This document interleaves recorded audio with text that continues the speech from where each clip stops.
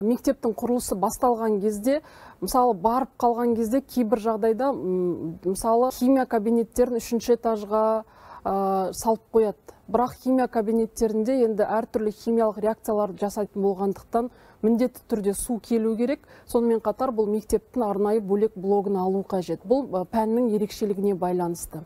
Бірақ біздегі құрылысшылар жалпы білім беру бағдарламасының бүгінгі таңдағы ерекшеліктерін білмегендіктен, сонымен қатар зерттеу жұмыстарының, зертханалық жұмыстардың жүргізілетіндігін ескермегендіктен, кей жағдайда осылай 3-ші этаж, сондай бір қабаттастырып салып қоятын дүниелер бар. Сосын құрылыс басталған кезде экспертизадан өтті, біз мына экспертиза бойынша жасап жатырмыз деп сондай жауап аламыз. Ал шын мәнінде мектеп дегеніміз ол тұтас ұрпақты тәрбиелейтін білім ордасы.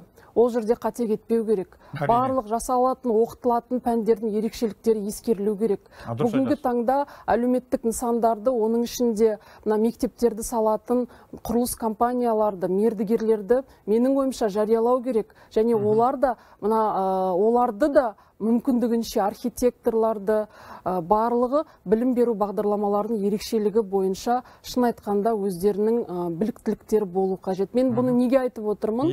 Финляндия мемлекетіне барып, бізде біліктілігіміз арттырған кезде Финляндияның соңғы 20 жылда мектеп салып жүрген архитектуралық үлкен құрылыс компанияларының барлығы білім беру бағдарламаларының тұтас ерекшеліктерін толыққанды білетіндігіне біз таң қалдық. Біз өзіміз соған көз жеткіздік. Сол мектептің ерекшеліктеріне де біледі ғой сонда. Иә, химияның 7-ші сыныбында, химияның 9-ші сыныбында емтиханда, 12-ші сыныбында емтиханда титрлеу әдістеріне дейін, тіпті бүге-шүгесіне дейін білгенін көрген кезде шын айтқанда таң қалған кездеріміз болды.